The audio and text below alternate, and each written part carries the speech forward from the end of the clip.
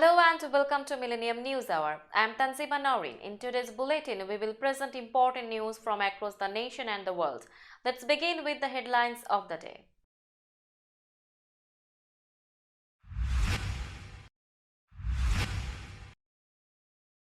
White House mindful of California storm victims' trauma.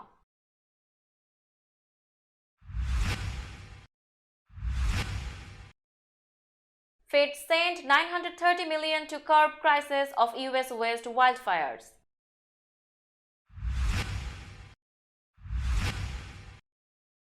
US Treasury buys time for Biden and GOP on debt limit deal.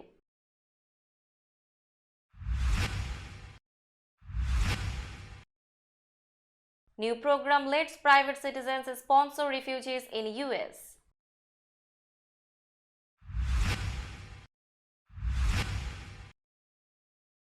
Florida congressman is to be injured after falling off ladder.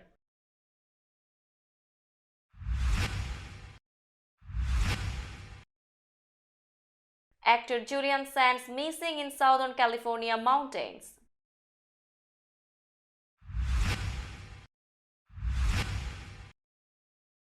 Alec Baldwin to be charged with manslaughter in said shooting.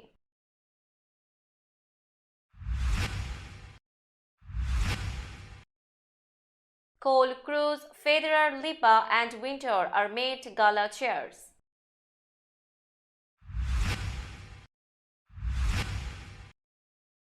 New Zealand's Jacinda Ardern, an icon to many, to step down.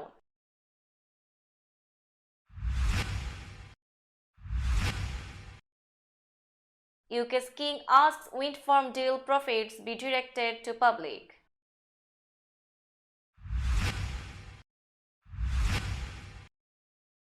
At Davos, Thunberg visit spotlights lack of climate action.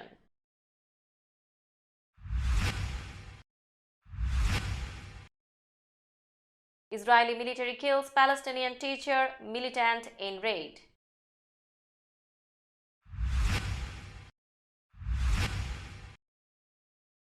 Germany praised on tanks for Ukraine, Kiev airs frustration.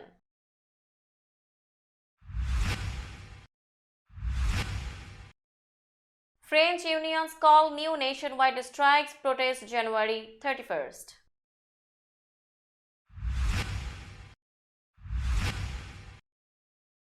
Spanish-French leaders sign friendship treaty in Barcelona.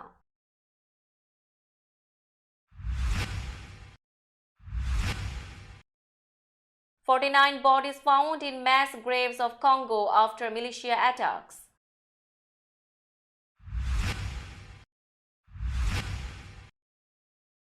Soccer player Anton Wax dies in Florida boat crash.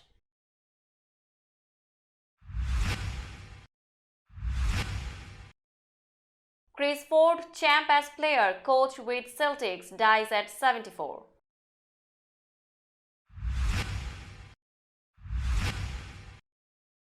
And Murray edges Kokinakis after 4 a.m. at Australian Open.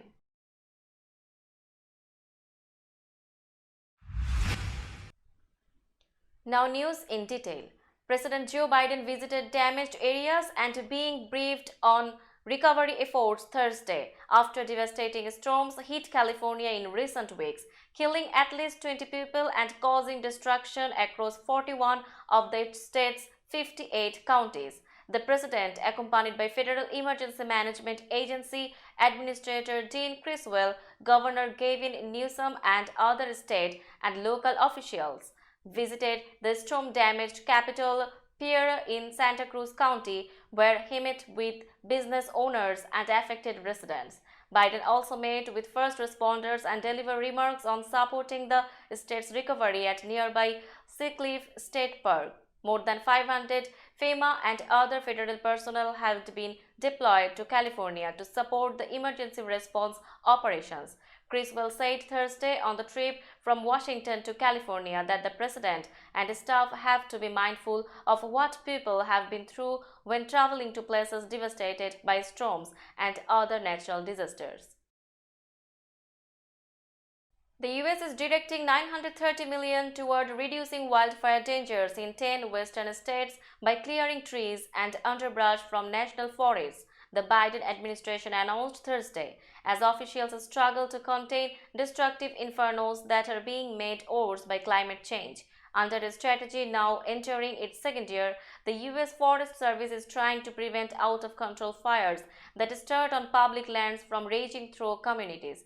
But in an interview with the Associated Press, US Agriculture Secretary Tom Vilsack acknowledged that the shortage of workers that's been plaguing other sectors of the economy is hindering the agency's wildfire efforts. He warned that draconian budget cuts floated by some Republicans who control the US House could also undermine the Democratic administration's plans. Its goal is to lower wildfire risks across almost 80,000 square miles of public and private lands over the next decade. The work is projected to cost up to $50 billion. Last year's climate and infrastructure bills combined directed about $5 billion to the effort. The countdown toward a possible US government default began Thursday, with Treasury implementing accounting measures to buy time as frictions between President Joe Biden and House Republicans raise alarms about whether the United States can sidestep a potential economic crisis.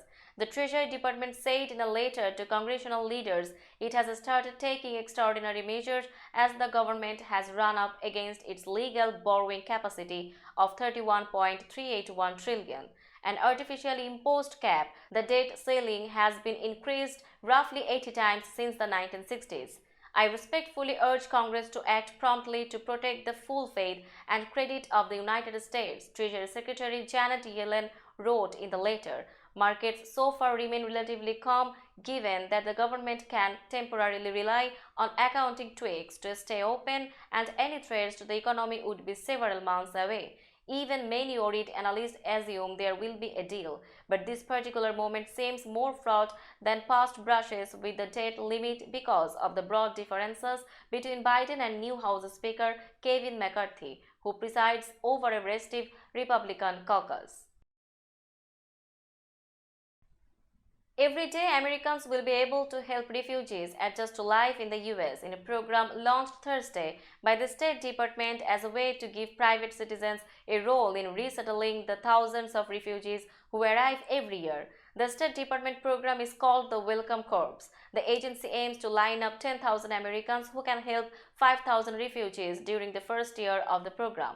By tapping into the goodwill of American communities, the Welcome Corps will expand our country's capacity to provide a warm welcome to higher numbers of refugees. According to the announcement, the State Department has traditionally worked with non-profit groups that specialize in refugee issues to help people from around the world when they first arrive in the country and face a dramatically different way of life. Under the program announced Thursday, 5 or more Americans would be able to form a group and fill this role as well. They would apply to privately sponsor refugees to resettle in America and would be responsible for raising their own money to help the refugees during their first 90 days in the country. Assistance would include everything from greeting refugees at the airport, finding them place to live, to getting kids enrolled in school. US Representative Greg Steube sustained several serious injuries when he fell off a ladder while cutting trees on his property on Florida's Gulf Coast, his office said Thursday. Steube spent the night in the intensive care unit where doctors are still assessing several serious injuries suffered in Wednesday's 25-foot fall. His injuries are not considered life-threatening, a statement posted on Twitter said. He is making progress and in good spirits, the statement said. Congressman Steube and his family would like to express their deepest thanks to the team of doctors, nurses, and medical personnel treating him, the statement said. They also credited an individual who witnessed the fall and called 911 and Sarasota County's emergency services for the quick response and transportation to the hospital. Steube's office initially tweeted about the accident late Wednesday. Actor Julian Sands, star of several Oscar-nominated films including A Room with a View, has been missing for 5 days in the Southern California mountains, where he was hiking, authorities said Wednesday. Sands was reported missing Friday on a trail on Mount Baldy, San Bernardino County Sheriff's spokeswoman Gloria Huerta said. Search and rescue crews looked for Sands in the area of the San Gabriel Mountains, about 40 miles northeast of downtown Los Angeles, but had to suspend the ground search on Saturday because of trail conditions and avalanche risks, and have not been able to resume since, Huerta said. They are searching for Sands as weather allows with helicopters and drones, and will resume the ground search when it's safe, authorities said. The latest in a series of storms that have created dangerous mountain conditions swept into Southern California on Friday and lasted through the weekend. 2 other hikers have recently died in the area. Prosecutors announced Thursday that actor Alec Baldwin and weapons specialist will be charged with involuntary manslaughter in the fatal shooting of a cinematographer who was killed in 2021 on a New Mexico movie set. Santa Fe District Attorney Mary Carmack Altways issued a statement announcing the charges against Baldwin and Hannah Gutierrez-Reed, who supervised weapons on the set. Helena Hutchins died shortly after being wounded during rehearsals for the Western Rust at a ranch on the outskirts of Santa Fe on October 21, 2021.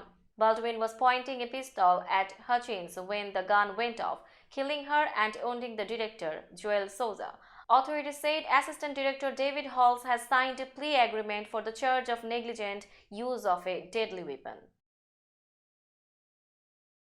A starry group of celebs from film, TV, sports, music and fashion will be channeling the Lagerfeld look at this year's Met Gala on May 1st. Michaela Cole, Penelope Cruz, Roger Federer, Dua Lipa and Anna Wintour are the evening's co-chairs. Also announced Wednesday was the dress code. Perhaps not surprisingly, it is in honor of Karl, that is Lagerfeld, the German-born couturier who worked at Chanel, Fendi and Chloe and died in 2019 at age 85.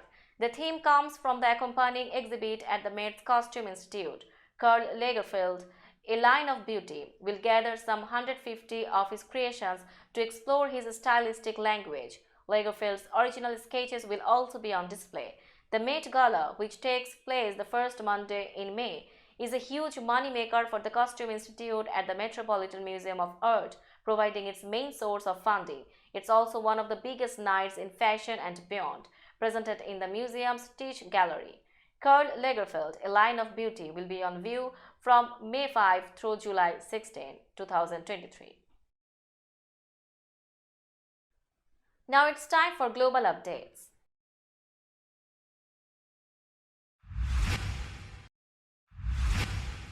New Zealand Prime Minister Jacinda Ardern, who became a global icon of the left and exemplified a new style of leadership, said Thursday that she would leave office. Just 37 when she became leader, Ardern was praised around the world for her handling of the nation's worst ever mass shooting and the early stages of the coronavirus pandemic. But she faced mounting political pressures at home and a level of vitriol from some that hadn't been experienced by previous New Zealand leaders. Still, her announcement came as a shock throughout the nation of 5 million people. Fighting back tears, Ardern told reporters in Napier that February 7 would be her last day as Prime Minister after 5.5 years in office. I know what this job takes, and I know that I no longer have enough in the tank to do it justice. It is that simple, she said. Lawmakers in her Labour Party will vote for a new leader on Sunday. Ardern became an inspiration to women around the world after first winning the top job in 2017. She seemed to herald a new generation of leadership. She was on the verge of being a millennial, had spun some records as a part-time DJ, and wasn't married like most politicians. In 2018, Ardern became just the second world leader to give birth while holding office.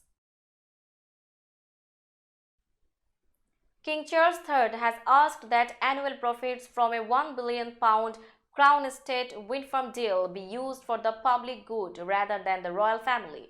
The Crown Estate confirmed Thursday that it had signed lease agreements for 6 offshore wind projects. Such a windfall would normally lead to a jump in funding for the royals under complex arrangements that support the activities of the monarchy in the UK. But Buckingham Palace said Charles asked that the money be used to help the public, which is struggling to make ends meet amid soaring inflation that is running at levels last seen in the 1980s.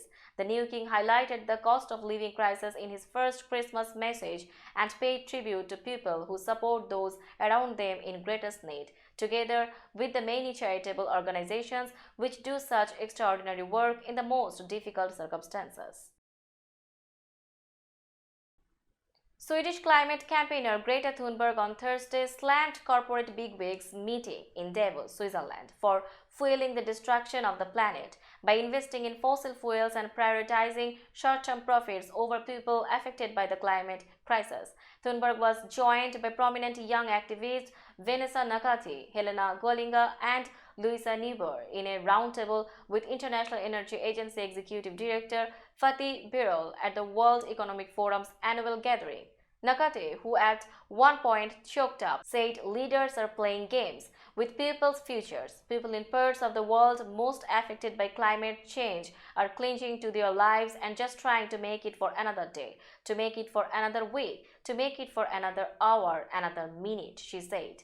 Gwalinga, an Ecuadorian indigenous campaigner, said the world is taking a really dangerous path. The activist brought a cease and desist letter calling on the heads of fossil fuel companies to stop all new oil and natural gas projects, signed by nearly 900,000 people. Scientists say no new fossil fuel projects can be built if the world is to limit global warming to 1.5 degrees Celsius, in line with climate goals set in Paris in 2015.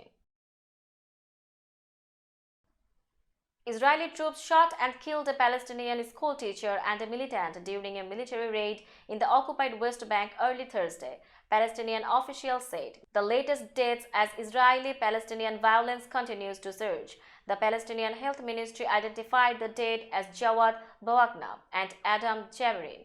They were shot in the Jenin refugee camp in northern West Bank.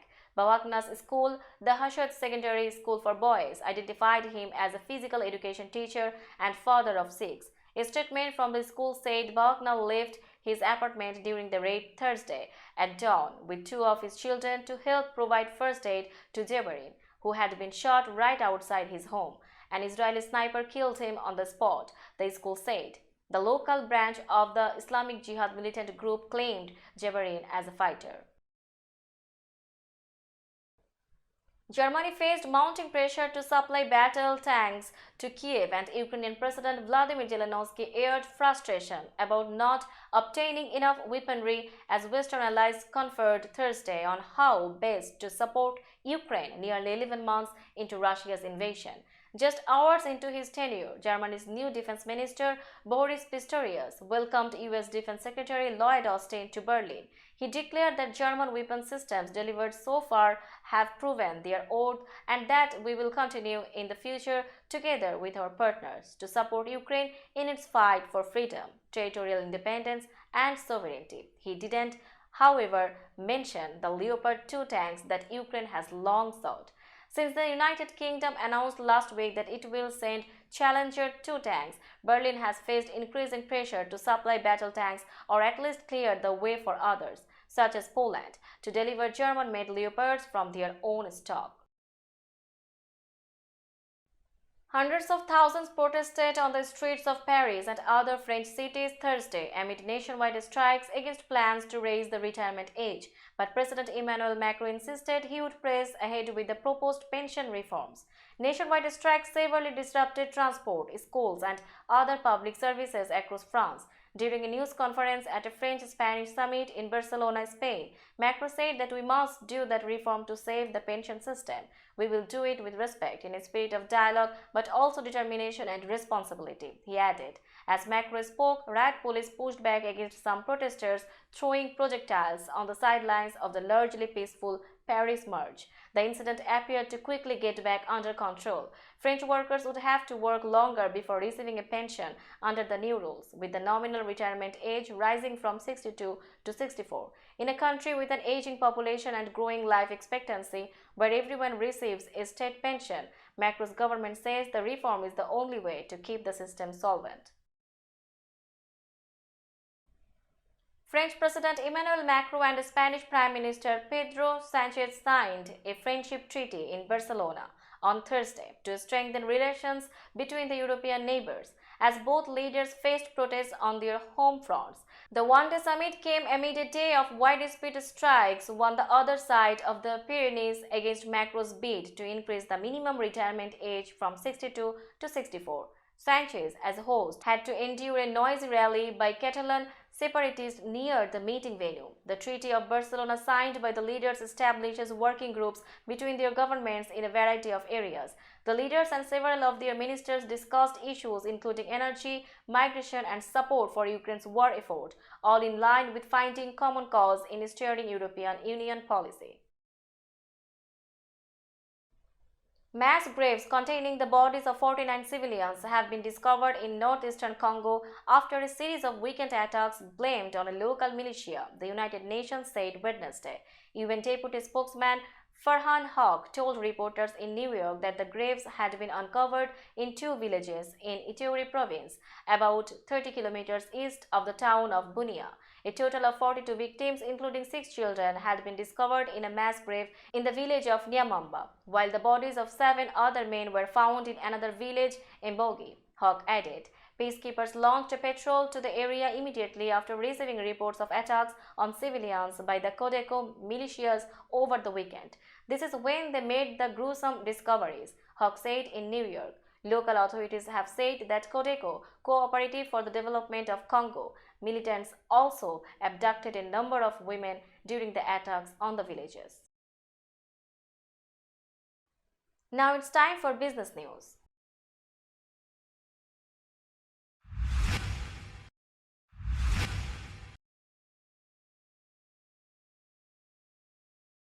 New York stock close price is 15,603.58. The NYSE composite is decreased by 45.55 points or 0.29%.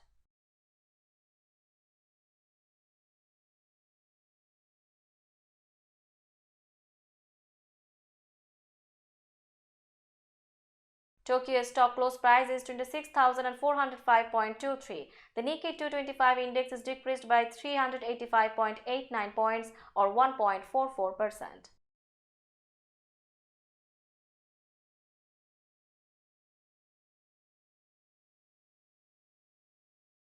Shanghai stock close price is 3,240.2794. The Shanghai Composite Index is increased by 15.87 points or 0.49%.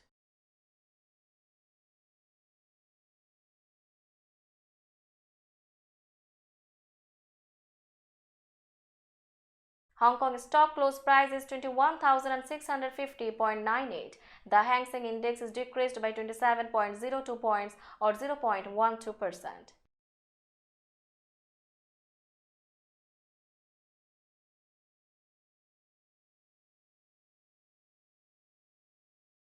Bombay stock close price is 60,858.43. The Sensex index is decreased by 187.31 points or 0.31%.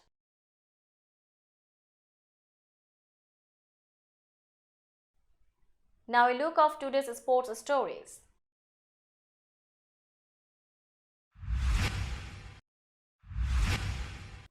Professional soccer player Anton Wuggs has died from injuries he sustained in a boat crash off the coast of Miami, authorities said Thursday. Wuggs, who was 25, was found unconscious and taken to a hospital after the crash between two boats Wednesday near the Miami Marine Stadium basin, according to the Florida Fish and Wildlife Conservation Commission. Wuggs was operating one of the boats that crashed, the state agency said in a statement. It was unclear whether anyone else was injured. The agency's investigation is ongoing. Wuggs was a member of the MLS club Charlotte FC. He started his career at Tottenham. Charlotte FC owner David Tepper said all at the club were devastated by the tragic passing of Anton Wuggs. Chris Ford, a member of the Boston Celtics 1981 championship team, a long-time NBA coach and the player credited with scoring the league's first three-point basket, has died, his family announced Wednesday in a statement. He was 74. The family revealed the death through the Celtics. No official cause was given, but the statement said Ford died Tuesday. The Press of Atlantic City reported he died in Philadelphia after suffering a heart attack earlier this month. He is one of 4 former Celtics to have won championships as both a player and coach, joining Bill Russell, Tom Henson, and Jones. The times on the clock shifted from PM to AM, the day from Thursday to Friday, and Andy Murray never wavered, never relented. No matter that he faced a 2-set hole at the Australian Open, no matter that he is 35 and possesses an artificial hip, no matter that this was the longest and latest finishing match of his long, illustrious career, the 3-time major champion and 26-year-old Australian Thanasi Kokinakis stared down exertion and each other for 5 hours, 45 minutes of compelling theatre in a second-round contest at Melbourne Park until Murray emerged with a 4-6, 6-7, 7-6, 6-3, 7-5 victory that ended a little after 4 a.m. On the other hand, Brooksby was back in charge, taking command immediately in the 4th set along the way to a 6-3, 7-5, 6-7, 6-2 victory over Dodd and a spot in a surprisingly American-filled 3rd round at Melbourne Park. Let's have a look on today's weather forecast.